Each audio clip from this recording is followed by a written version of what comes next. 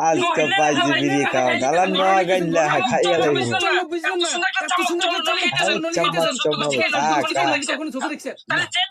নিজের বাড়ির ছিল আজকে খাইবা তুমি খাও